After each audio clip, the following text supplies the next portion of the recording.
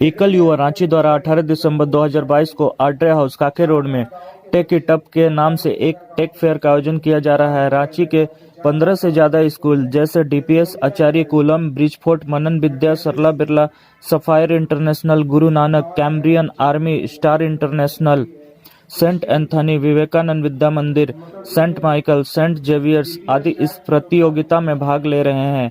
प्रसिद्ध संगठनों ने रुचि दिखाई है और इस आयोजन को प्रायोजित किया है। प्रतियोगिता में 2 समूह है, कक्षा 5 से 8 और कक्षा 9 से 12। कक्षा 5 से 8 के लिए विशेष गांवों में प्रौद्योगिकी का परिचय और कक्षा 9 से 12 के लिए मानव संसाधन का प्रतिस्थापन है। आइए जानते हैं विशेष केडिया एकल युवा अध्यक्ष क्या कहते हैं इस बारे में। करना चाहूँगा। हमारे साथ हमारे वन बंधु परिषद के अध्यक्ष रमेश धरणीधर जी हैं। हमारे साथ हमारी एकल युवा की प्रेस मीडिया प्रभारी कीर्ति मारू जी हैं और हमारे साथ हमारे एग्जीक्यूटिव मेंबर्स हैं जो इस कार्यक्रम को सजाने में जिनकी अहम भूमिका रही है। तो हमारे साथ प्रिया पोद्दार जी हैं, निधि मोदी जी हैं और सौरभ बोस जी हैं और मेरा नाम विशेष केडिया है। मैं एकल युवा अध्यक्ष का पद अभी संभाल रहा हूँ। तो मैं सभी को ये बताना चाहता हूँ कि 18 दिसंबर रविवार को हमने एक कार्यक्रम का आयोजन किया है जो कि आड्रे हाउस सूचना भवन के ठीक बगल कांके रोड में ये आयोजन किया जा रहा है। और यहाँ पे स्कूल के रांची के जो विभिन्न स्कूल हैं हमने उनको सभी को आमंत्रण किया था। हमने वहाँ से बच्चों को बुलाया है और इसको 2 भाग में हमने बांटा है। एक कक्षा 5 से कक्षा 8 तक के लिए और एक कक्षा 9 से कक्षा 12 तक के लिए। दोनों वर्गों को अलग अलग टॉपिक दिया गया है जो कि विज्ञान से रिलेटेड है। छोटे बच्चों के लिए जो टॉपिक है वो है टेकिफाइंग द विलेज, या फिर हम लोग कह सकते हैं कि किस तरह से आधुनिकता को हम लोग गांव तक पहुंचा सकते हैं। और जो बड़े बच्चे हैं कक्षा 9 से कक्षा 12 तक के लिए, उनके लिए जो हमने विषय रखा है वो है आने वाले दिनों में किस तरह से ये जो विज्ञान है वो किस तरह से हम लोगों की ज़रूरतों को कम करते जा रहा है। इसको हमने नाम दिया है रिप्लेसमेंट ऑफ ह्यूमन रिसोर्स।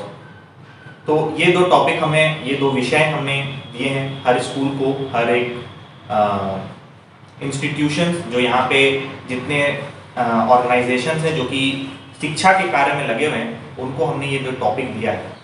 और हमें बहुत ही खुशी है कि रांची के 15 स्कूलों से हमें ऑलरेडी इसका आश्वासन मिल चुका है कि उनके बच्चे आ रहे हैं और इसमें भाग ले रहे हैं। वो अपने साथ इसके लिए एक मॉडल जो कि चालू मॉडल है, कोई भी मॉडल स्थिर मॉडल नहीं रहेगा, मॉडल चालू रहेगा। प्रोटोटाइप जिसको हम लोग कहते हैं विज्ञान की भाषा में, तो ये प्रोटोटाइप मॉडल रहेगा। हमने एक और उनसे निवेदन किया था कि ये जो भी मॉडल इस विषय पे वो लोग लेके आएंगे, ये मॉडल जो है ये किसी समस्या का समाधान होना चाहिए। ये एक विषय नहीं होना चाहिए, ये एक समाधान होना चाहिए।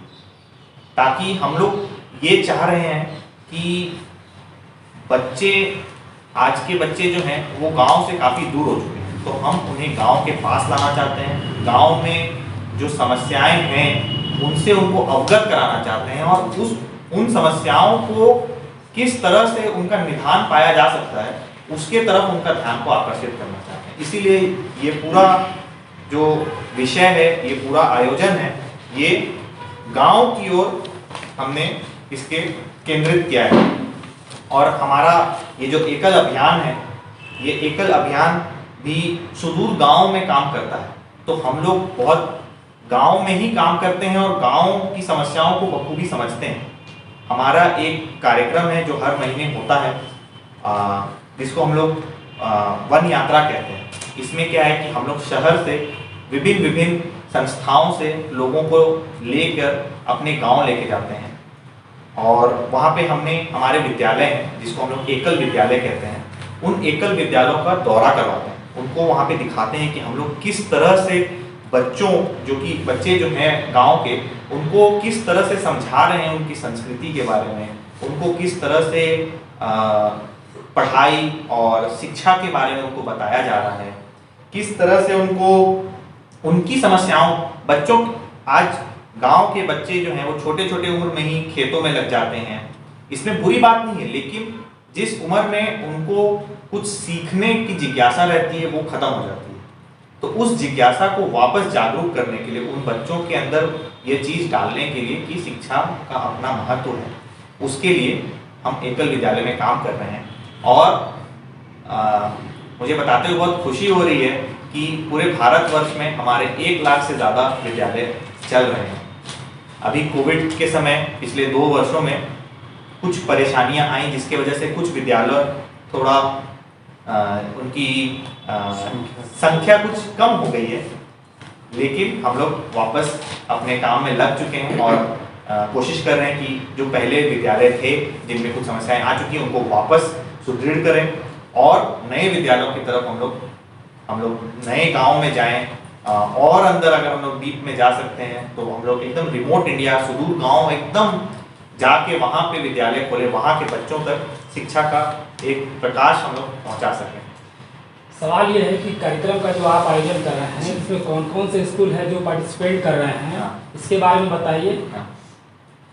Delhi public school DPS Ranchi वहाँ से आ चुका है। हमारे पास saint Thomas, saint Anthony, saint Michael's हमारे साथ हैं, Guru Nanak public school, army public school, Acharya Kulam, star international, sapphire international, फिर हम मनन विद्या, विवेकानंद विद्या मंदिर। जितने आपने स्कूलों का नाम लिए सभी प्राइवेट है, बड़े स्कूल हैं। आप सोच रहे हैं कि ग्रामीण सेक्टर में जो है शिक्षा क्या है, ग्रामीण सेक्टर से क्या सरकारी स्कूल